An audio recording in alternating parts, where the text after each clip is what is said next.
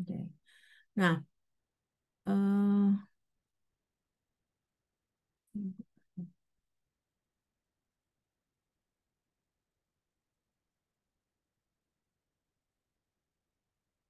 oke, jadi tahapan pengiriman jurnal ini saya kita bakal diskusikan beberapa tahap ya. Di sini ada kita tiga tahap kalau saya nggak salah.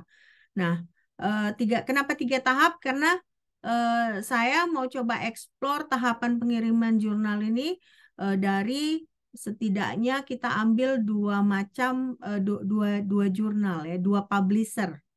Nah, publisher yang pertama yang kita mau coba bahas adalah JACS ya, Journal of American Chemical Society. Nah, jurnal yang kedua yang tahapannya yang bakal kita coba bahas adalah Elsevier ya, Elsevier atau Science Direct ya. Nah, jadi eh, kenapa saya coba melihat itu karena itu dua-dua jurnalnya kalau untuk jurnal kimia kita udah belajar dari bahasa Inggris kimia kemarin kan. Kalau dua jurnal itu termasuk jurnal yang terpandang gitu ya kalau dalam bidang kimia. Nah, jadi kita mau melihat dari jurnal terpandang dulu. Nah, biasanya kalau kita sudah tahu dari satu jenis jurnal, nah biasanya semuanya mirip-mirip itu ya. Nggak akan jauh-jauh berbeda. Oke? Nah, jadi ini kita tahapan pengiriman jurnal kimia secara online bagian pertama. Oke? Nah, jadi kita mulai dengan JACS ya, JACS Journal of American Chemical Society. Nah, jadi kalian kalau kalian masih ingat semester lalu itu kita belajar bahasa Inggris kimia, kita ada bahas soal JACS ini. Bahkan saya ada tunjukkan ke kalian bagaimana kita mengakses jurnal JACS ini, ya kan? Nah, selain mengakses jurnal JACS ini, kalian bisa lihat bahwa ada beberapa jurnal JACS ini yang dia eh, yang dia gratis ya, tapi rata-rata jurnal JACS ini kita harus bayar. Nah, ini jurnal JACS ini eh, kalau misalnya kita berhasil memasukkan dan jurnal kita terbit itu biasanya memang benar-benar penelitian kita sudah diakui gitu ya, karena mereka termasuk bergengsi. Nah, ada istilahnya high impact. Nah, high impact-nya tinggi. Artinya apa? Artinya banyak orang bakal mensitasi pekerjaan kita, ya kan? Berarti kalau banyak orang mensitasi, berarti otomatis eh, jurnal kita itu eh, nanti meningkat H-indeksnya, gitu ya, H-indeksnya. Jadi kalau kalian akses Google Scholar gitu kan, tiap pengarang jurnal itu ada H-indeks ya. Jadi kalau H-indeksnya tinggi, berarti banyak jurnal dia dia banyak menerbitkan jurnal. Nah, setelah dia banyak menerbitkan jurnal-jurnal dia banyak dikutip oleh peneliti yang lain. Nah, JACS ini termasuk yang high impact-nya tinggi. Ya. Nah, jadi ini sekarang ada beberapa persyaratan. Ya, persyaratan pertama itu berarti ketika kita mau mengirimkan jurnal, kita harus tahu dulu pertama siapa editor jurnal tersebut. Ya, jadi kalau misalnya kalian masuk ke website jurnal, ya kan, masuk ke website jurnal. Nah, di situ ada biasanya list-list dari siapa editor in chief, ya. Nah, semester lalu sebenarnya kita sudah belajar, tapi tidak ada salahnya kita lihat lagi. Mungkin kalian sudah lupa, ya kan?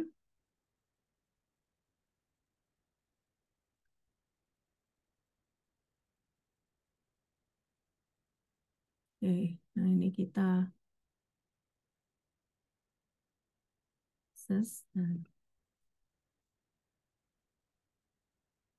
Nah, nah, ini dia SCS Publication ya. Jadi publishernya adalah Journal of American Chemical Society ya. Nah, kita bisa pilih kita kita lihat JACS ini ya. Eh, Publishernya ACS. Nah, salah satu jurnalnya adalah Journal of American Chemical Society ya. Nah, kita mau lihat ini ya. Pertama, siapa editornya?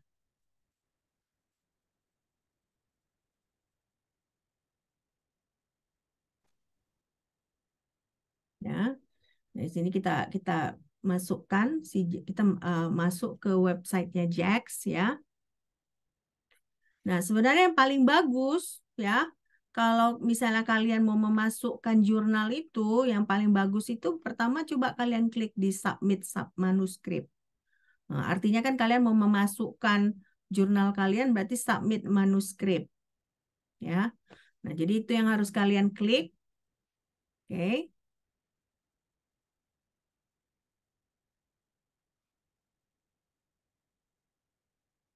Nggak lama, sorry. Karena sambil Zoom ya. Nah, ini di sini berarti pertama kalian harus create ACS ID.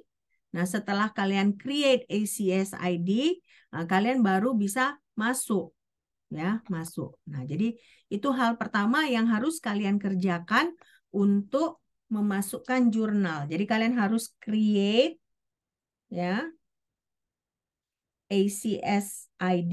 Nah, biasanya ini kalau kalian create ACS ID, ya, kalian harus gunakan email institusi. Jadi nggak bisa gunakan email pribadi.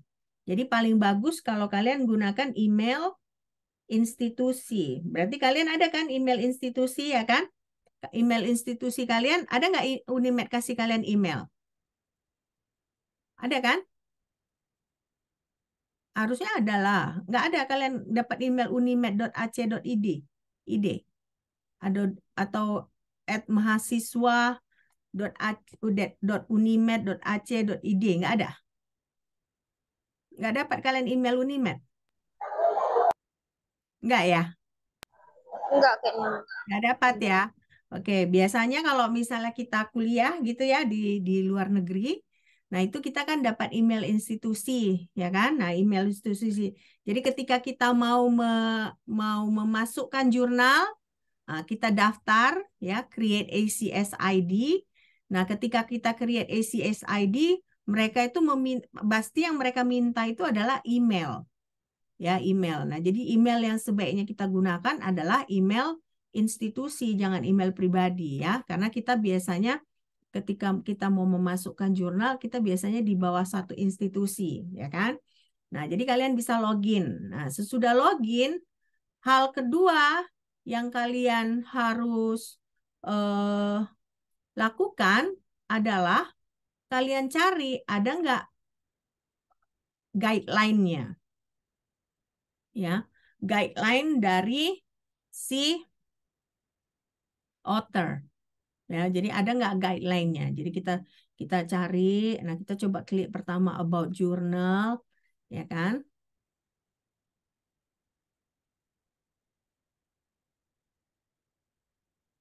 Kita lihat dulu di about journal ada nggak informasi, ya kan? Jadi itu yang pertama kalian kerjakan. Pertama create ACS ID. Nah, kedua yang kalian harus kerjakan adalah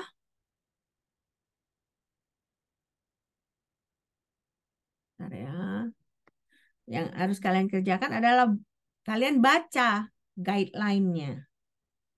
Ya, baca guideline dari jurnal tersebut.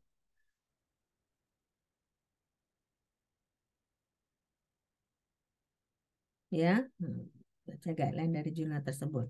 Nah, ini kita kita lihat di sini. Kalau kita perhatikan, ya kan? Nah, ini si Jax ini impact factor-nya tahun 2021 adalah 16,383. Berarti sangat tinggi ya. Jadi sangat besar impact factor-nya. Jadi kalau kita mau sebenarnya nama kita terkenal dalam bidang penelitian, ya, eh, sangat bagus kalau kita bisa masukkan ke sini. Nah, baru di sini total citation-nya tahun 2021 itu 631.578. Ya. Ini koma memang, tapi koma kalau dalam bahasa Inggris koma itu kan dalam ribuan ya.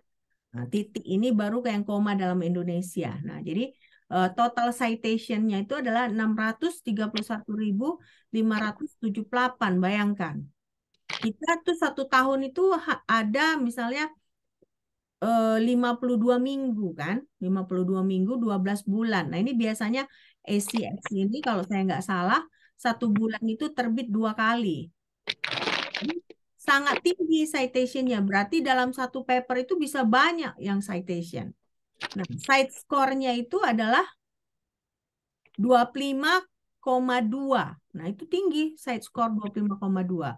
Nah, baru kalau kita mau bisa submit jurnal dan publish di ACGX ini berarti dia sudah CHES, sudah Scopus, sudah EBSCOhost, sudah Thomson Gale, ProRequest ya, PubMed semua gitu. Jadi dia benar-benar berarti ini dia udah terindeks. Nah, ini kalau misalnya kita lihat lagi di Scopus, dia indeksnya Q1. Nah, berarti kalau Q1 dia itu termasuk yang paling paling tinggi ya. Nah, di sini kita lihat lagi skopnya. Jadi sebelum kalian mau masukkan suatu jurnal, kalian harus lihat skopnya apa. Ini dia bilang skopnya. Ya kan? David, bisa nggak David di mute? David Septian. Ya, maaf ya, Mem. Ya, nggak apa-apa. Minta tolong ya, di mute ya. Oke. Oke, nah jadi ini si jurnal ini dia bilang skopnya dia chemistry, tapi chemistry-nya di sini interfacing area of science, yang artinya dia tidak melulu pure chemistry, ya, tapi bisa juga chemistry yang ada kaitannya misalnya dengan biologi, ya, yang ada kaitannya dengan matematika, ya, ada kaitannya dengan misalnya ilmu kesehatan ya, biokimia gitu ya. Nah, jadi dari situ kita tahu bahwa tidak harus pure ya. Nah, dia bisa juga interfacing area of science ya. Nah, di sini disebut juga bahwa dia fokus ke fundamental research paper. Nah, jadi berarti kalau sesuatu yang terapan dia kurang mau menerbitkan. Jadi nanti kalau misalnya kita punya penelitian terapan, kita masukkan ke situ, ya. Nah, nanti editornya itu berhak menolak, menyatakan bahwa jurnal yang kita masukkan itu di luar skop jurnal mereka, ya. Jadi makanya sebaiknya kalau ketika kalian mau memasukkan jurnal, kalian masuk ke websitenya, ya kan? Nah, sesudah kalian masuk, perhatikan baik-baik bagaimana skopnya. Ya, apa yang harus dikerjakan dulu. Jadi kalau misalnya nanti kalian mau masukkan jurnal, ternyata belakangan, oh iya harus ada ACSID. Buru-buru kalian mengerjakannya kan, sementara misalnya kalian harus ada deadline. Jadi baiknya sebelum pun kalian memasukkan, sebelum kalian menulis jurnal tersebut, kalian mulai pilih-pilih jurnal mana yang mau kalian tempuh gitu ya. Nah, jadi ini contohnya inilah si ACS ini. Jadi dia benar-benar dia fundamental research paper ya. Nah, baru dia research essential to the published weekly katanya ya di sini, published weekly. Jadi kita nggak perlu dikejar-kejar karena dia published weekly berarti dia seminggu sekali terbit. Ya. Kalau tadi saya bilang kan sebulan 2 kali itu bi-weekly. Nah, ternyata enggak ya. Ternyata si Jax ini seminggu sekali. Ya. Nah, jadi kita bisa lihat di situ. Ya. Nah, baru di sini kita mau lihat siapa editornya. Nah, editor in chief-nya Eric Carrera. Nah, Eric Carrera ini seperti apa? Nah, sebenarnya semester lalu kita sudah pelajarin ya.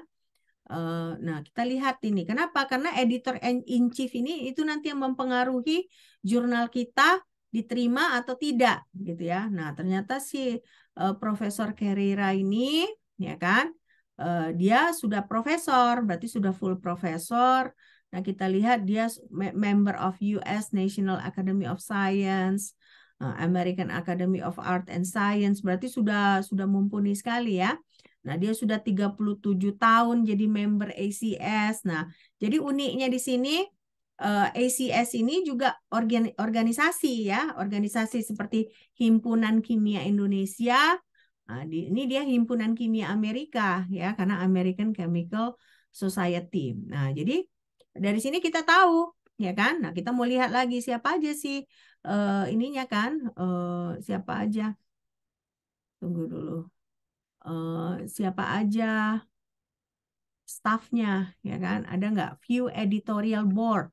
Nah, jadi siapa aja yang bakal kemungkinan mereview paper kita. Nah, kita perlu juga lihat kan, walaupun kita bakal nggak tahu siapa gitu ya. Nah, kita lihat di sini. Kosong.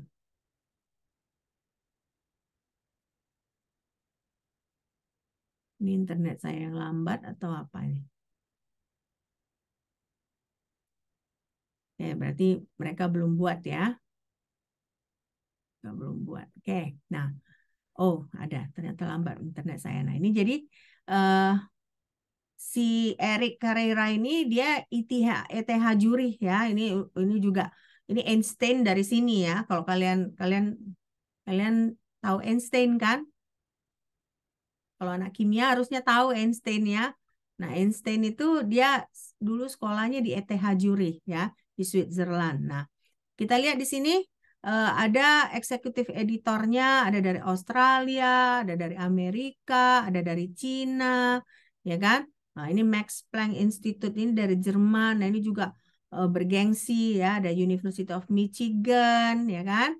Nah, baru banyak di sini dari United States, hampir dari seluruh dunia ya. Dari Eropa ada, dari Asia ada, dari Inggris ya. Nah, ini jadi benar-benar bergengsi untuk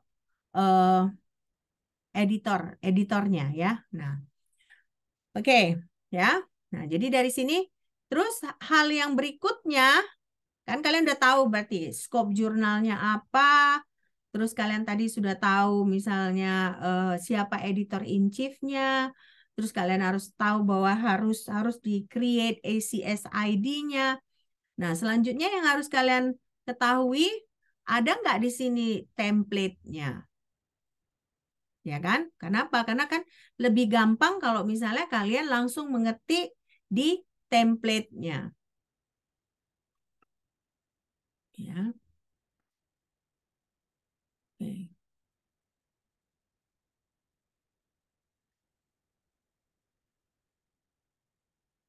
Kita lihat di sini ada nggak?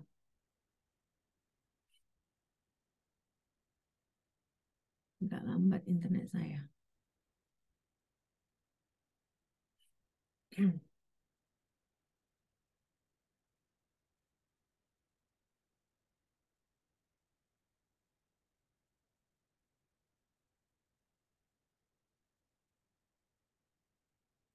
Bentar ya.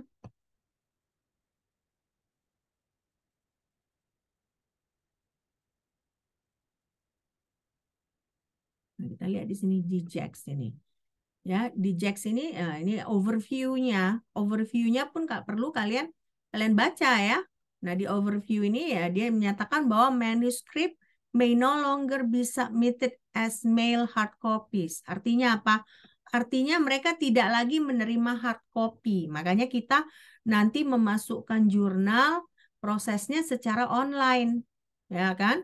Nah, makanya kan tadi kalian harus bikin ACS ID, terus kalian login. Nah, di dalam proses login itu nanti ada prosesnya, caranya kalian bisa upload manuskrip kalian. Nah, gitu ya. Nah, jadi makanya di sini manuskrip may no longer submitted as mail hard copy. Berarti nggak bisa lagi kita kirim lewat pos, ya. Nah, di sini ada artikel template kalau kalian lihat. Nah, jadi bisa kalian klik ini, ya kan, artikel template. Nah, jadi begitu misalnya kalian rasa data kalian sudah selesai, sudah bagus ya. Nah, kalian sudah menganalisa. Nah, baru kalian langsung cari artikel template-nya ya, karena kalian mau kirim ke JAX misalnya. Nah, di sini template-nya kalian bisa either pakai Word atau pakai latex. Nah, latex ini kalian pasti belum pernah dengar, ya kan? Nah, latex ini sama seperti hampir mirip Word, tapi kalau Word itu kan kita gampang. Word itu kan dia user friendly. Nah, latex ini kita seperti coding komputer, tapi hasilnya nanti bisa PDF, ya. Jadi umumnya kalau peneliti-peneliti dalam bidang matematika, ya, ataupun kimia, tapi kimia yang lebih ke komputer modeling, itu biasanya mereka pakai latex, ya. Nah, jadi kalau misalnya kita kan terbiasa dengan saya sendiri pun terbiasa memakai Word. Nah, Word ini kita bisa download di sini. Nah, saya kebetulan komputer saya Mac, ya, saya bisa download Macintosh yang Word version untuk Macintosh. Nah, kita lihat di sini. Kalau misalnya saya iniin kan ya, saya kelihatan nggak template-nya? Nggak ya? Enggak, Mem.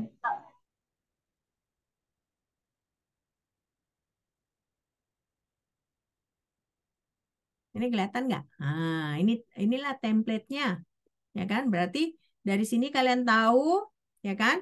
Template ini bisa kalian pakai. Berarti di sini judul, ya kan?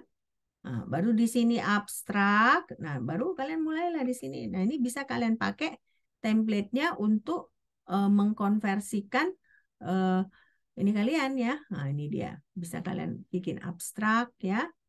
Nah, dia berarti dia 2 kolom, ya kan? Nah, 2 kolom. Nah, tabel dia dijelaskan di sini tabelnya bagaimana gitu ya. Tabelnya harus seperti ini, have a brief, one phrase. Jadi kalau misalnya tabel nggak bisa kalian buat tabel 1 gitu, nggak boleh gitu. Nah, kalian harus jelaskan tabel 1 itu isinya apa. Misalnya kalian seperti kalian, saya mau bilang tadi kan kalian selalu mengerjakan hidrokarbon. Di hidrokarbon apa? Reaksi misalnya. Kalian ada menghasilkan produk nggak di reaksi itu? Misalnya kalian harus mengukur titik lelehnya nggak? Contohnya, ada nggak? Nggak ya? Di hidrokarbon kira-kira apa praktikumnya? Contohnya satu aja, apa? Hmm? Pemurnian zat, Mem. Pemurnian zat apa?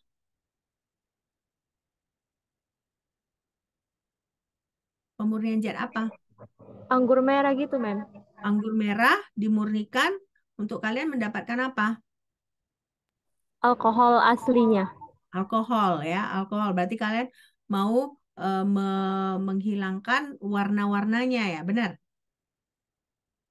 Iya, Mem. Menghilangkan warna sama mungkin menghilangkan air, kadar air gitu ya, supaya alkoholnya bisa lebih tinggi ya. Nah, jadi misalnya bisa juga contohnya kalian bisa di tabelnya misalnya contohnya titik didihnya kah, ya kan? Mungkin titik didih sebelum kalian murnikan, nah, titik didih setelah kalian murnikan, kan bisa seperti itu. Nah, jadi tabel itu harus kalian jelaskan. Jadi nggak banyak, nggak boleh kalian sebut aja tabel 1, udah. Padahal tabel tabel tabel 1 misalnya kalian jelaskan apa tabel 1 itu.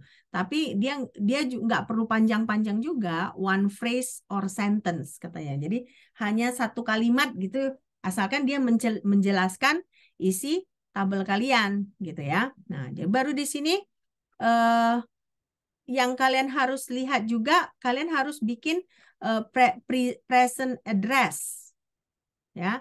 Nah, present address ini biasanya yaitu nggak boleh alamat rumah kalian ya, alamat institusi ya.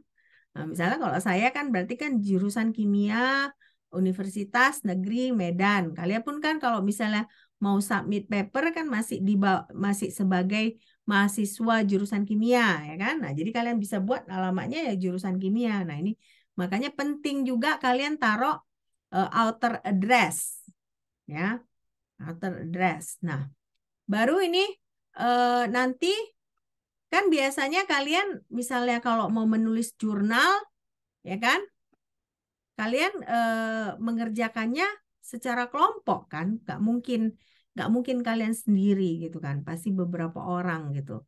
Nah, jadi biasanya ketika kalian memasukkan jurnal itu, kalian harus eh, jelaskan dalam bentuk tulisan ya, apa kontribusi setiap anggota. Nah, jadi artinya apa di sini? Artinya kalau misalnya ada anggota yang tidak ada kontribusinya, nggak boleh ditaruh namanya di situ. ya.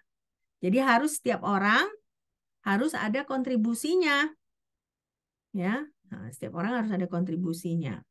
Oke? Nah, yang terakhir, kalian dari mana dananya? Nah, kalau kalian lihat di sini kan ada funding sources. Nah, jadi kan biasanya kalau kita penelitian jarang dana pribadi, ya kan? Nah, biasanya misalnya contohnya kalau di Indonesia ada DRTPM, nah, atau dana dari Unimed, ya kan? Nah, nanti kita harus jelaskan di situ siapa funding sources kita, ya. Nah, funding sources. Nah, terakhir ini acknowledgement. Nah, acknowledgement ini bisa juga si penyandang dana kita acknowledge, atau misalnya ada beberapa orang yang kita tidak masukkan ke dalam nama jurnal, tetapi membantu kita dalam menyelesaikan jurnal tersebut, ya. Misalnya kalau kita kan kalau kalian praktikum kan seperti kayak Bang Nijam, ya, Pak Nijam di lantai 3 itu kan sering membantu kan, ya, sering menolong kalian, misalnya menolong dengan alat-alat. Nah, itu misalnya contohnya bisa kalian taruh di acknowledgement. Nah, kalian bisa tuliskan bahwa kalian berterima kasih dengan Pak Nijam karena bla bla bla seperti itu, karena sudah membantu dalam penganalisa data gitu contohnya. Nah, jadi makanya sebenarnya menulis jurnal itu banyak hal yang harus kalian kerjakan gitu ya. Jadi bukan sesederhana itu, ya. Oke. Nah, jadi sejauh ini apa yang sudah kalian dapat? Kita bertemu sudah hampir 30 menit. Topiknya ini, apa yang sudah kalian pelajari gitu?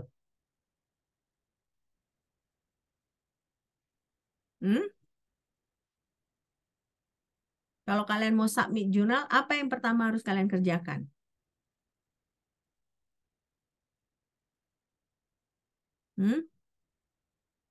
Apa?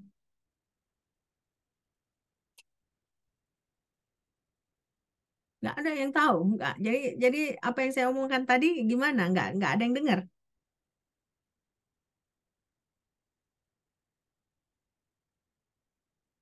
Hah?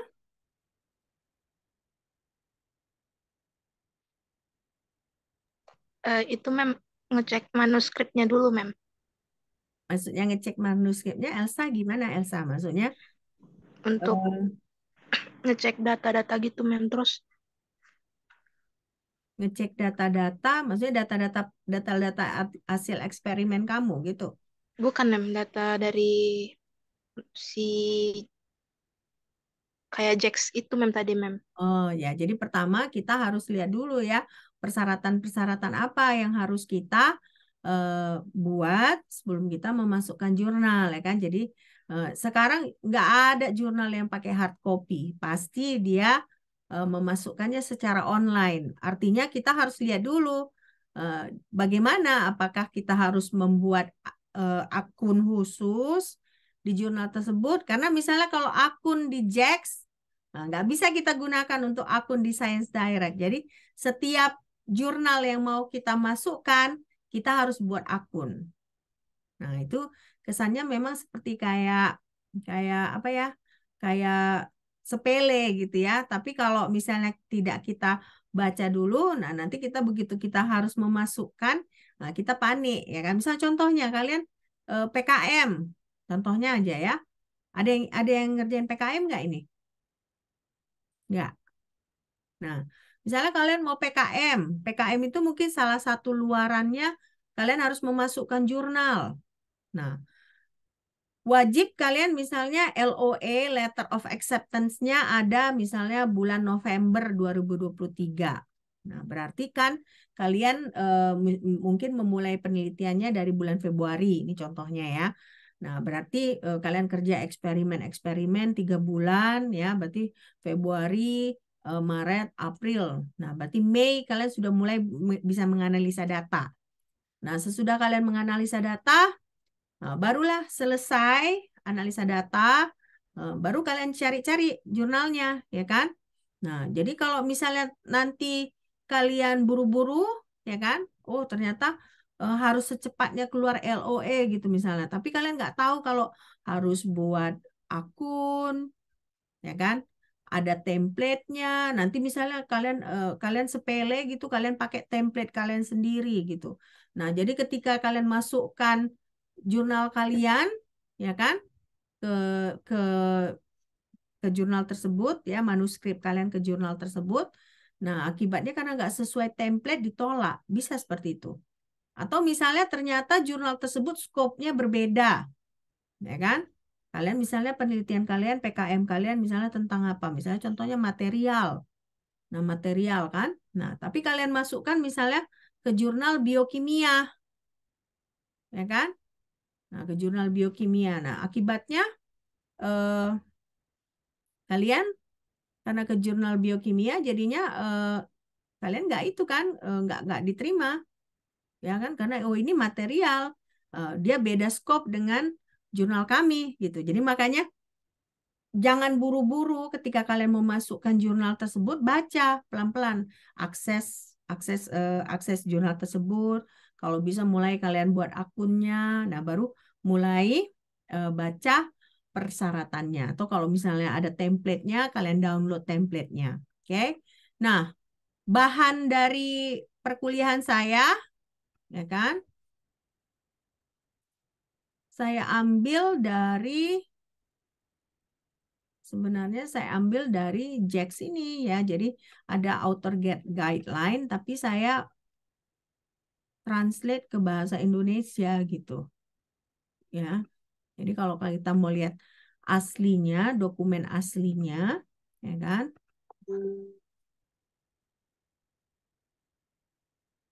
Inilah dia. Ya. Nah, ini dia. Sudah kelihatan kan? Nah, kalau nggak kita langsung aja dari sini ya. Nggak usah lihat PPT saya. Nah, jadi kalau kalian nanti mau ujian bahannya, kalian bisa tinggal download ini. Oke. Nah, ini dia pertama dia sebut ada beberapa requirement dan notice ya. Berarti hal yang perlu kita ketahui. Nah, jadi inilah banyaknya yang harus kalian pelajari sebelum kalian memasukkan jurnal. Nah, semakin bergengsi jurnalnya, semakin persyaratannya semakin sulit ya. Nah, tapi kalau misalnya kita mau masukkan ke jurnal Sinta 4 gitu misalnya, dia tentunya lebih gampang, keterimanya pun lebih gampang ya. Nah, ini karena ini kan kita kan kalau belajar jangan dari yang gampang dulu. Nah, kita belajar dari jurnal yang bergengsi dulu gitu ya. Nah, jadi ini uh, when a manuscript is submitted to JAX ya, editor must make an initial editorial judgment. Nah, jadi makanya ketika kalian memasukkan jurnal, memasukkan manuskrip kalian ke JAX misalnya, berarti nanti editor-editor tadi yang kita lihat tadi di website tadi akan menilai. Nah, secara cepat aja nilai, oh ternyata misalnya ini tidak cocok. Nah, tadi makanya scope itu penting ya kan. Nah, jangan kalian masukkan misalnya eh, sesuatu yang technical ya ke JAX karena JAX itu dia jurnal yang isinya penelitian fundamental ya penelitian fundamental jadi penelitian yang misalnya contohnya penelitian kalian ada belajar communication benar nggak komunikasi kan jurnal komunikasi ada kan nah jurnal komunikasi itu bagaimana kemarin waktu belajar dengan Pak Mundra apa persyaratan untuk memasukkan jurnal di jurnal komunikasi?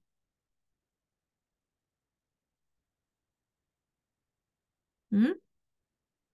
Itu harus penelitiannya lengkapkah? Atau misalnya kalau sudah ada hasil, tapi hasil itu baru, boleh kita masukkan komunikasi. Bagaimana? Ada nggak catatan kalian? Coba lihat catatannya.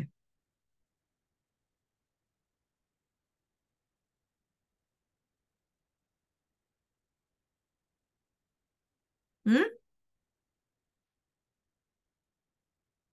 Bagaimana? Bagaimana jurnal komunikasi itu?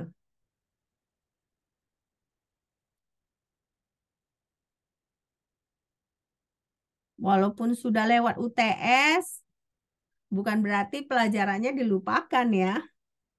Ya kan? Jurnal komunikasi itu bagaimana? Nggak ada subbabnya, Mem. Hah? Nggak ada subbab. Baru Tidak ada keywordnya juga, Mem.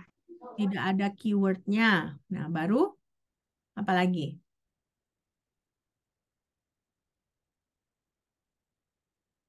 Siapa tadi yang jawab? Rosana dia, Mem. Oh, Rosa. Oke. Nah, jadi tidak ada keyword. Nah, baru dia tidak tidak ada subbabnya. Kenapa tidak ada subbab? Karena penelitiannya masih baru ya, masih belum dapatnya belum lengkap. Tapi kita takut misalnya orang lain keduluan menerbitkan topik itu, ya kan? Nah, jadi kita terbitkanlah langsung. Itu komunikasi. Nah, jadi kalau data kita masih sebatas komunikasi, itu nggak bisa di JAX ya. Jadi makanya itu skopnya penting. Nah, jadi kalau misalnya menurut si editor itu jurnalnya tidak cocok, nah nanti bakal langsung ditolak ya. Nah, itu yang pertama. Yang kedua, judul itu nggak boleh ada kata pertama atau tidak boleh ada kata novel. Misalnya novel novel technique of synthesis bla bla bla nggak boleh. Karena novel itu menyatakan oh ya ini berarti benar-benar benar-benar benar-benar hebat gitu. Atau misal first ini yang Kamilah yang pertama kali nggak boleh mengandung kata seperti itu. Kenapa? Karena kalau sekarang karena udah banyak hasil penelitian orang lain, nggak akan mungkin penelitian kita pertama, ya, nggak akan mungkin. Pasti sudah ada orang yang mengerjakan itu, tapi mungkin kita memodifikasi lagi, atau kita misalnya melihat dari perspektif yang lain lagi gitu. Tapi pertama nggak akan mungkin, ya. Nggak ada lagi sekarang karena sudah susah membuat ini pertama, karena rata-rata orang banyak yang mengerjakan penelitian. Misalnya contohnya lah, eh, saya kan lagi coba meneliti bioetanol. Nah, bioetanol itu sebenarnya udah banyak kali penelitian orang, tapi kan makanya kita hanya memodifikasi sedikit gitu ya untuk mengetahui bagaimana gitu ya. Jadi kalau saya bilang saya pertama kali the first time bioethanol produced from durian seed. Nah, gitu ya misalnya contohnya. Nah, nggak boleh gitu karena nggak bukan pertama kali juga. Udah ada orang yang ngerjakan, tapi mungkin orang lain pakai metode yang lain. Jadi nggak boleh ya. Nggak boleh pakai first or novel or any part of series number. Jadi makanya kalau ada brand ya, kalau ada brand yang kita pakai di situ nggak boleh juga kita masukkan series numbernya ya. Nah, jadi inilah persyaratannya. Nah, ini yang harus kalian ketahui sebelum kalian melakukan menulis jurnal kalian. Nah, jadi makanya penting kalian untuk melihat bagaimana persyaratannya. Nah, yang ketiga itu acronyms and abbreviation are not permitted in manuscript titles unless they are broadly familiar to readers in all disciplines of chemistry. Nah, jadi artinya apa? Artinya berarti singkatan nggak boleh, ya, nggak boleh ada singkatan di dalam judul.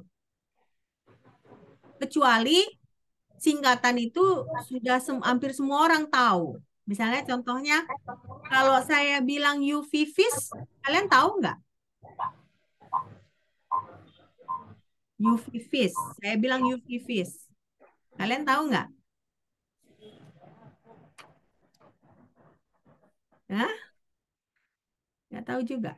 UV vis gitu. Misalnya saya bilang UV vis, tahu nggak? Nggak. Atau misalnya kalau saya bilang MS Word, Tahu, MS Mem. tahu. Kalau MS Word tahu kan. Nah, jadi contoh-contoh seperti itu. Nah, MS Word itu kan akronim kan, abbreviation kan, singkatan kan. Nah, tapi singkatan yang semua orang ketahui. Nah, sepertinya UV-VIS juga itu singkatan dan orang umumnya orang-orang kimia tahu ya, ultraviolet visible spektrofotometri ya. Nah, nanti kalian pelajari. Berarti kalian pengetahuan kimianya masih kurang, itu aja ya. Itu makanya kalian nggak tahu. Kalau FTIR tahu? FTIR nggak juga, belum tahu juga. Nah, FTIR itu kan Fourier Transformation Infrared. Nah, itu juga spektroskopi. Nah, jadi itu kalaupun disingkat boleh. Kenapa? Karena umumnya orang tahu. Nah, tapi kalau misalnya singkatan-singkatan yang kalian buat dalam penelitian kalian, nah itu tidak boleh ditaruh di dalam manuskrip, judul manuskrip ya. Karena kalau singkatan misalnya kalian buat sampel kalian namanya misalnya saya nggak bioetanol. Nah, bioetanol dari kulit durian saya singkat BD, bioetanol durian. Nah, bioetanol dari nangka saya singkat misalnya BN. Nah, saya taruh di manuskrip title BN dan BD bla bla bla gitu. Nah, itu nggak boleh. Kenapa? Karena kan yang tahu singkatan seperti itu hanya saya dan anak murid-murid saya kan. Jadi itu nggak common. Jadi tapi kalau misalnya singkatan yang makanya ada catatannya di sini. Unless they are broadly familiar to readers in all disciplines of chemistry. Nah, jadi seperti yang saya bilang tadi, UV-VIS, FTIR, ya, NMR, itu semua kan sesuatu singkatan yang familiar di mahasiswa kimia atau di orang-orang yang meneliti dalam bidang kimia. Jadi itu boleh. Oke. Nah, baru yang selanjutnya title of manuscript, list of author, and order of authors must be the same on all pieces of the submission. Nah, misalnya contohnya, di tulisan kalian, di manuskrip kalian itu, kalian sudah buat ordernya, misalnya contohnya saya bikin ya, nama saya yang pertama, nama murid saya Hasri kedua, nah nama kolaborator saya ketiga, ya, seperti itu. Nah, nanti di surat menyuratnya, kan ada surat menyurat, walaupun dia secara online, nah, ada surat menyuratnya juga kan. Nah, di surat menyuratnya itu ordernya pun harus sama. Nah, jadi Elfrida pertama, Hasri kedua, nah yang ketiga kolaborator saya. Nah, jadi kita artinya apa? Kita artinya harus konsisten ya. Nah, konsisten ketika misalnya di satu bagian kita mengerjakan seperti ini urutannya, nah di bagian lain juga harus seperti itu, ya. Makanya di sini disebut title of manuscript, list of author, and order of author must be the same on all piece of the submission. Ya, sama juga title. Kadang-kadang kan mungkin sebelum kita perbaiki title-nya seperti ini. Nah, sesudah kita perbaiki seperti ini. Nah, kita lupa. Nah, jadi beda di manuskrip, beda di surat menyuratnya. Nah, itu nggak boleh. Ya, jadi judulnya harus sama. Nah, ketika kita taruh di manuskripnya seperti itu, nah, jadi di surat menyuratnya juga harus sama. Oke. Nah, baru di sini ada persyaratan yang berikutnya. All author must be listed on the submission page with current contact information and a direct valid email address for each. Yang artinya, ya kan, semua pengarang, nah misalnya kan ada 5 anggota. Nah, 5 anggota ini wajib menyerahkan email address-nya, ya. Nah, email address-nya itu harus valid, nggak boleh enggak, ya. Misalnya contohnya, misalnya kalian pakai email Yahoo, ya kan? Nah, ternyata email Yahoo itu udah nggak bisa lagi dibuka, itu nggak boleh. Nah, jadi kalau misalnya email kalian yang masih kalian pakai dalam hal perkuliahan, dalam hal apapun, misalnya Gmail, nah Gmail lah yang kalian pakai. Jangan pakai, karena zaman dulu nggak tahu zaman kalian masih ada nggak Yahoo, email Yahoo? Ada, ada nggak sekarang? Masih ada nggak? Nggak ada ya. Email Hotmail gitu ada nggak? Nggak ada ya. Jadi kalau sekarang email, kalian pakainya email apa? Gmail aja kah atau ada email yang lain? Ada email yang lain? Hah? Gmail aja, Mem. Gmail aja, nggak ada email yang lain ya? Oke, jadi kalau kalau dulu waktu saya mulai kuliah kan ada Yahoo, yahoo.com, ada hotmail.com. Jadi tidak hanya Gmail, Gmail itu munculnya tahun 2003 ya, 2003 2004 ya. Kalian belum lahir kali ya. Nah, jadi kalau misalnya kalian ada email kalian yang nggak bisa nggak kalian akses lagi, jangan kalian taruh di jurnal tersebut. Jadi harus email yang sudah bekerja, ya. Nah, ini baru ada communication and articles must contain both an abstract and a table of contents graphic in the manuscript document file. Nah, artinya apa? Artinya berarti di artikel kalian, di manuskrip kalian harus ada abstrak, nah, harus ada juga table of content, daftar isi, ya. Juga ketika kalian melakukan proses komunikasi dengan si editor, ya. Oke. Nah, baru itu persyaratannya. Nah, yang berikutnya persyaratannya ini a communication must convey the scientific finding concisely in abstract, main text, and graphical elements not exceeding 2,200 words. Nah, berarti ketika kalian berkomunikasi dengan si editor itu, ya kan? Nah, secara concise ya, tidak bertele-tele, kalian harus jelaskan apa finding kalian ya di komunikasinya. Nah, jadi juga ketika kalian menulis abstrak, ketika kalian menulis teks kalian dan juga elemen-elemen dari grafiknya. Nah, tapi karena dia disebut di sini concise, makanya dia tidak boleh lebih dari 2.200 kata. Ya, jadi dibatasi ya. Nah, jadi ketika kalian menulis jurnal itu, ya, manuskrip itu, dia tidak boleh lebih dari 2.200 kata. Ya. Nah, artinya nggak boleh misalnya makanya kita harus usahakan ketika kita menulis, jangan menulisnya bertele-tele gitu ya. Nah, kita usahakan menulisnya sedetail mungkin, tetapi ya concise gitu ya. Nah, seperti itu. Oke. Nah, ini baru all sections of an article must be properly labeled. Jadi setiap bagiannya harus dilabel dengan tepat. Nah, makanya harus ada tulisan introduction, ada tulisan discussion, baru experimental section, baru conclusion, baru ada lagi reference, ya. Nah, jadi itu harus dilabel nantinya, dilabel. Oke. Nah, ini ada lagi turn track changes off before submitting files, upload annotated files as supporting information for review only. Ya. Oke. Nah, jadi kalau di sini berarti kan biasanya gini, ini maksudnya track changes ini kalau kalian misalnya punya ada 5 anggota, ya kan? Nah, biasanya kan kalian kerjanya misalnya bisa kerja dari Google Drive ya. Nah, kalian pernah coba seperti itu. Jadi kalian upload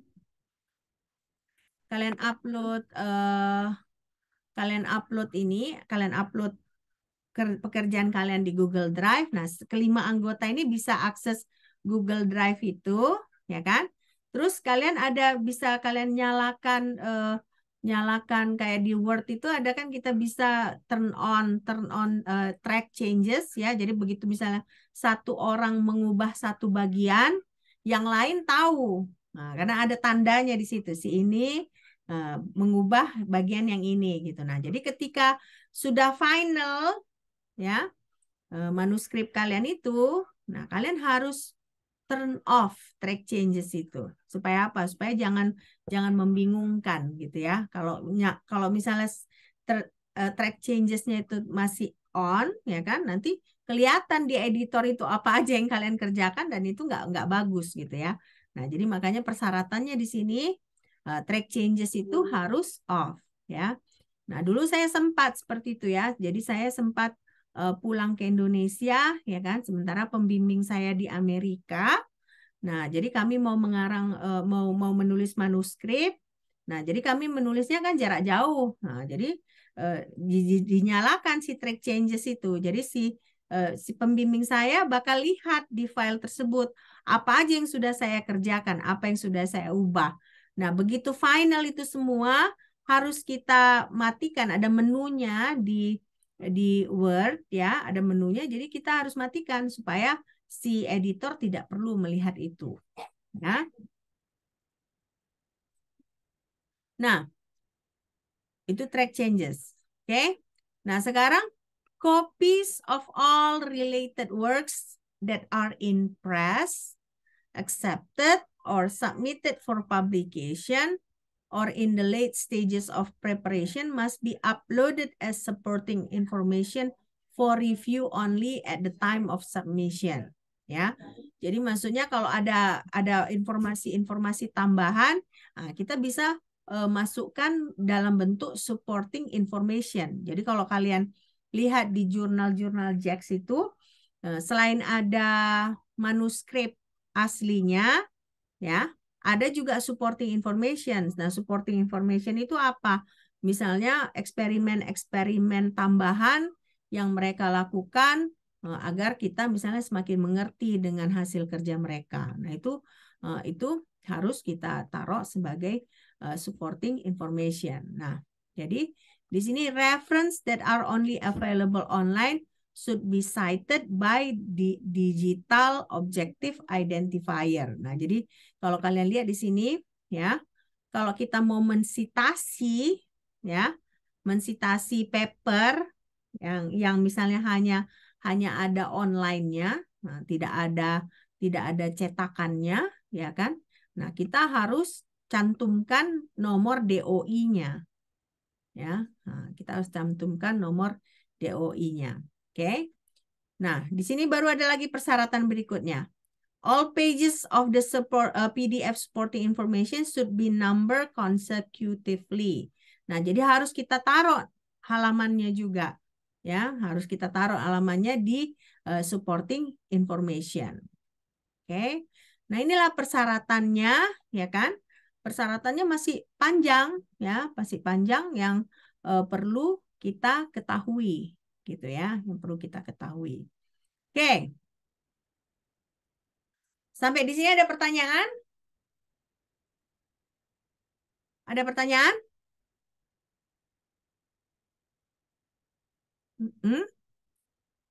Nggak ada pertanyaan? Ada yang nggak dimengerti?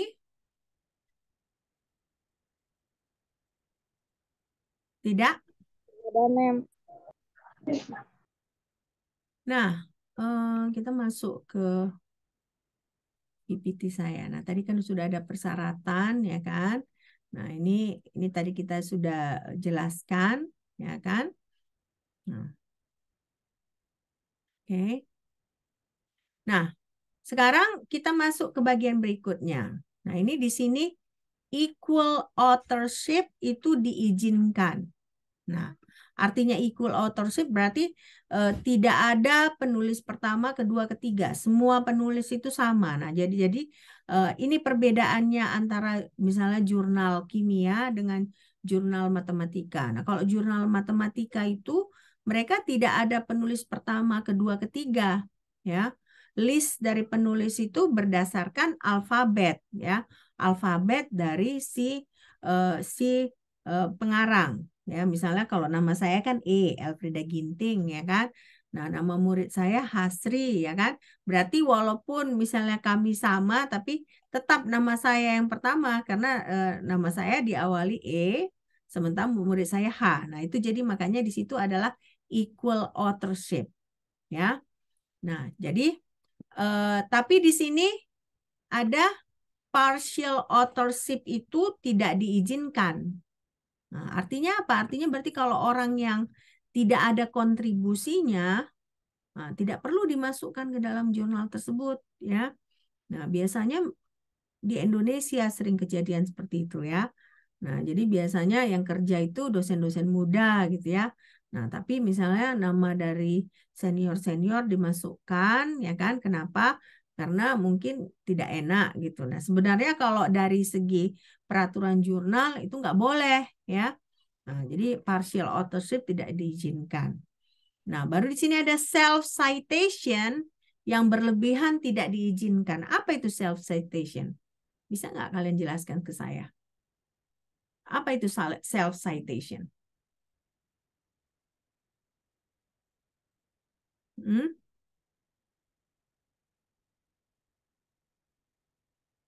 Apa itu self-citation?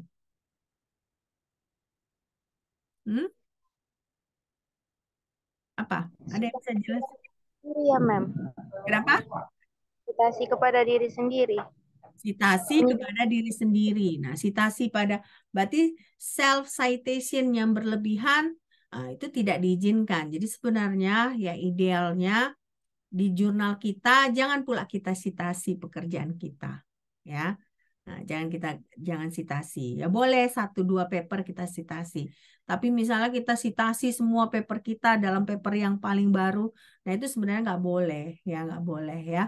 Jadi kalau misalnya pengukuran H-index pun, kalau misalnya mensitasi itu kita sendiri yang mensitasi, itu sebenarnya tidak dihitung. Nah, jadi makanya di sini di peraturan jurnal ini pun self citation yang berlebihan tidak diizinkan. Oke. Nah, ini ada disclaimer. Disclaimer tidak diperbolehkan dalam naskah JAX. Nah, jadi misalnya kita buat disclaimer, oh ya inilah pekerjaan yang paling baru, yang belum ada orang, nggak boleh seperti itu. Jadi tidak boleh disclaimer, ya. Nah, baru lampiran-lampiran, nah itu masukkan ke dalam informasi pendukung. Tadi kan saya bilang kan, kalau misalnya gini, contohnya, kalian melakukan inilah tadi kalian eksperimennya memurnikan wine, ya kan? Benar nggak? Kalian memurnikan wine ya? Iya kan? Salah satunya ya, memurnikan wine. Nah, jadi nanti misalnya kalian lakukanlah misalnya karakterisasinya. Misalnya sebelum kalian murnikan, kalian masukkan ke dalam NMR gitu ya, NMR, atau kalian masukkan, kalian analisa memakai FTIR ya, supaya kalian tahu gugus fungsi apa aja yang ada di situ. Nah, sesudah pemurniannya, kalian masukkan lagi, kalian analisa lagi pakai FTIR, lalu kalian bandingkan antara FTIR tersebut, gitu ya. Nah, jadi terkadang kan banyak datanya. Nah, datanya itu tidak perlu semuanya kalian masukkan ke dalam manuskrip kalian. Kalau kalian rasa data kalian itu penting, tetapi kalau kalian masukkan jadinya terlalu berlebihan manuskrip kalian, nah kalian bisa masukkan ke dalam informasi pendukung yang berarti lampiran, ya, lampiran dari jurnal tersebut. Oke, coba kita masuk lagi ke JAX tadi, ya kan?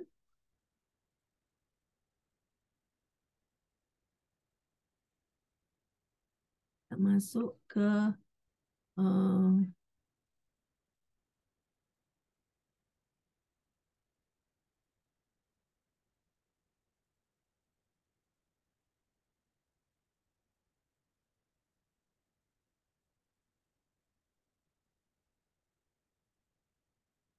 ya.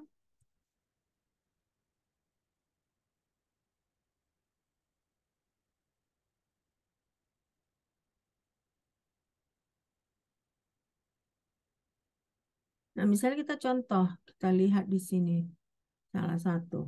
Biasanya mereka kan punya artikelnya sendiri, nggak akan bisa kita akses ya, karena ini kita berbayar ya. Tetapi supporting information-nya itu, nah, kan kita lihat di sini ya. Nah, inilah dia manuskripnya. Nah, manuskripnya sebenarnya kalau kita anggota, kita kita bisa download. Tapi kita nggak anggota, nggak bisa. Tapi ini ada supporting info. Nah, kalian lihat kan? Kalian lihat nggak? Ada, mem. Nah, ini kalian lihat kan? Nah, kalau kita klik ini, ya kan? Nah, kita bisa download. Nah, ini dia, ya kan? Nah, coba kita download, ya kan? Bisa nggak kita download? Nah, kalian lihat bisa di-download ini kan? Nah, kalian ada lihat kan bergerak dia kan? Download kan? Nah, coba kita buka. Kita buka. Nah, kita stop share yang ini, ya kan? Saya share lagi yang ini tadi. Nih, kalian dapatkan? Nah, oh bukan.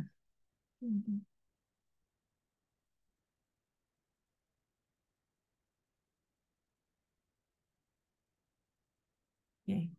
Nah, ini dia, ya. Nah, ini seperti manuskrip ya, tapi sebenarnya ini supporting information-nya. Nah, kalian lihat di sini misalnya yang dia masukkan ke supporting information. Nah, inilah mekanisme reaksinya dia sebut. Nah, sintesis route-nya. Nah, baru misalnya ini adalah STM-nya ya kan? Nah, STM image-nya ya kan? Nah, dia misalnya mereka tulis begini cara pengukurannya. Nah, ini nggak ada di paper. Di paper yang aslinya nggak ada, tapi mereka tambahkan di supporting information bahkan sampai ke ininya ke apa makna dari warnanya ini. Mereka tambahkan seperti ini. Nah, ini secara lengkap mereka taruh di sini. Nah, ini ketika mereka melakukan eksperimen, ini yang mereka kerjakan, ya. Mereka voltage-nya segini, zoom in-nya. Ini kan gambarnya yang ini 30 kali 30. Nah, ketika mereka zoom, ya kan, ketika mereka zoom in, ya kan. Nah, ketika mereka zoom in, ya ini kan large area 30 kali 30. Nah, ketika di zoom in, mereka nggak sebut, tapi mereka bilang inilah B sama C ini adalah posisi zoom in-nya. Baru mereka jelaskan secara detail yang terang itu apa warnanya, apa maksudnya, yang gelap apa maksudnya. Nah, ini tidak ada di manuskrip yang original. Nah, bahkan mereka misalnya begini cara kami menganalisa si molekul tersebut, ya. Jadi kami tempelkan gambar molekul asli ke gambar STM-nya sehingga kami bisa menganalisa apa molekul tersebut. Nah, jadi mereka letakkan ya seperti ini. Kalau kalian lihat nih supporting information-nya ada 23 halaman. Ini kan 23 halaman. Sementara kan tadi kenapa tidak dimasukkan ini ke jurnal? Karena jurnal tadi persyaratannya apa? Yang tadi. Berapa kata dia maksimal? Berapa kata tadi? Ada nggak yang catat?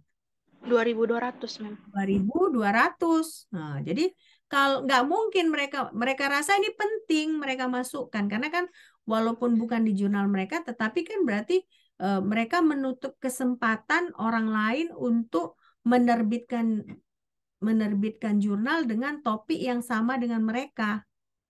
Ya, jadi mereka langsung masukkan ke supporting info ini, ya, yang nggak akan bisa masukkan ke jurnal yang aslinya. Jadi tetap ini diakui, kenapa?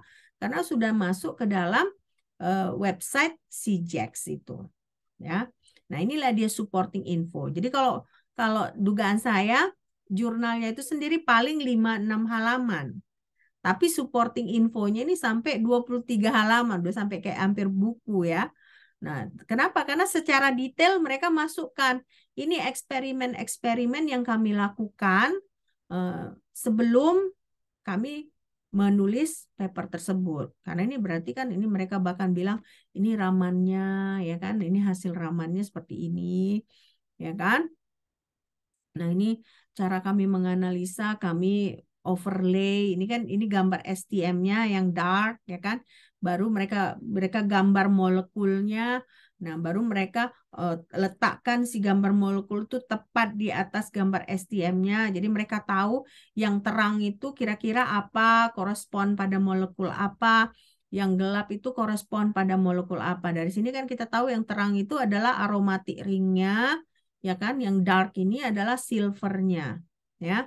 Nah, jadi supporting info itu boleh sebanyak apapun, nggak ada batasan. Nah, yang ada batasan itu tadi adalah manuskrip yang sebenarnya. Oke? Nah, jadi makanya di sini supporting info, ya kan? Nah, itu mereka itu juga penting ya. Nah, bukan dia penting karena misalnya membantu selain mereka supaya mencegah peneliti lain menerbitkan hal yang sama, itu pertama. Yang kedua juga membantu para pembaca untuk lebih mengerti hasil penelitian mereka. Nah, misalnya saya biasanya kalau misalnya saya baca paper, ya, misalnya dulu nggak tahu kalau kalian ada tugas seperti itu apa enggak. Biasanya saya ada tugas misalnya saya harus presentasi satu paper. Nah, biasanya ketika saya presentasi satu paper, bukan hanya satu paper yang saya baca, ya. Paper yang mau saya presentasikan saya baca. Nah, selain itu ada beberapa reference dari paper itu akan saya baca. Yang ketiga, supporting infonya pun saya baca. Supaya apa? Supaya ketika saya mempresentasikannya, saya bisa mempresentasikannya dengan confident karena saya bisa sudah mengerti topik itu secara lengkap. Nah, jadi makanya supporting info itu pertama berguna supaya peneliti lain tidak menerbitkan topik yang sama dengan mereka. Yang kedua juga supaya si pembaca lebih mengerti arti data-data penelitian mereka atau bagaimana mereka menganalisa data. Karena pada dasarnya supporting info itu pertama yang mereka kerjakan adalah yang mereka tulis di situ adalah misalnya hasil-hasil karakterisasi mereka. Nah, yang kedua adalah metode apa yang mereka pakai untuk mereka menganalisa data mereka. Nah, kalian lihat kan tadi yang overlay kan, ada gambar STM. Nah, di atas gambar STM itu di overlay gambar molekulnya. Nah, itu adalah salah satu metode mereka untuk menganalisa data mereka, ya. Nah, jadi itu hanya bisa kita dapat di supporting info, ya. Nah, ini ada ketentuan yang lain. Barang bermerek bermerek dagang tidak diizinkan. Jadi misalnya contohnya gini. Murid saya, salah satu mahasiswa saya kan lagi membuat biodiesel dari minyak kelapa. Tapi minyak kelapanya dia nggak buat sendiri, dia beli. Nah, dia beli komersil. Nah, jadi di sini ya kan tidak boleh sebenarnya kalau kita mau menerbitkan hasil pekerjaan kita nggak boleh nyebutkan, hanya kita bilang bahwa minyak ini adalah minyak komersil, tapi nggak boleh kita sebutkan misalnya merek Bimoli gitu, nggak boleh ya. Nah, jadi kami membuat biodiesel dari minyak Bimoli, nggak boleh. Nah, tapi kita bisa bilang kami membuat biodiesel dari minyak komersil, nah, minyak yang sudah ada di pasaran. Jadi merek dagangnya nggak boleh kita sebutkan, ya. Nah, logo perusahaan juga nggak boleh. Logo Unimed kalian taruh di situ nggak boleh, ya. Nah, Unimed itu kan institusi, nggak boleh. Atau misalnya kalian pakai misalnya kalian pakai penelitiannya itu tadi misalnya kalian pakai Bimoli gitu. Nah, kalian masukkan logo Bimoli di situ nggak boleh. Nah, ini juga logo institusi nggak boleh, ya. Nah, kalaupun ada gambar produk, ya, misalnya kan penelitian kalian menghasilkan produk, nah itu harus disetujui oleh editor baru boleh kita pajang. Atau misalnya kita ada gambar yang kita download dari web, nah itu nggak boleh juga. Nah, jadi misalnya kan sekarang kan kita gampang aja, kita lihat dari internet, kita download, kita taruh gitu, nggak taruh di situ di manuskrip kita nggak boleh. Ya, kalaupun misalnya ada gambar, yang boleh itu adalah gambar yang kalian foto sendiri. Ya. Nah, contohnya murid saya ada bikin sel yang diimobilisasi, gitu kan? Nah, murid saya kalau mau memasukkan gambar tersebut dalam manuskripnya, ya harus pakai foto dia sendiri, nggak boleh yang diunduh dari internet, ya, nggak boleh di-download. Nah, tapi ini semua juga harus persetujuan oleh editor, ya. oleh persetujuan editor. Oke, nah jadi makanya ketentuan-ketentuan ini apa bisa kalian ketahui kalau kalian nggak baca guideline-nya, nggak bisa kan? Jadi makanya satu hal yang perlu kalian lakukan sebelum kalian memasukkan jurnal adalah baca guideline-nya. Nah, semakin bergengsi jurnal tersebut, semakin banyak guideline yang harus kalian ikuti. Ya, semakin banyak. Misalnya kalau kalian bandingkan, di jurusan kita kan ada Sinta 4, ya kan? Nah, ada juga di di universitas kita ada juga yang Sinta 2. Nah, kalian bandingkan antara Sinta 4 dengan Sinta 2, pasti berbeda persyaratannya. Pasti yang Sinta 2 itu persyaratannya lebih rumit gitu ya. Oke. Nah, sampai di sini ada pertanyaan? Ada pertanyaan? Nggak ada, Mem. Nggak ada. Oke. Kalau nggak ada pertanyaan, kita lanjutkan minggu depan. Kita lanjutkan lagi bagaimana guideline kita untuk memasukkan jurnal khusus ke JEX. Oke. Ya udah, kalau gitu sampai jumpa minggu depan. Bye.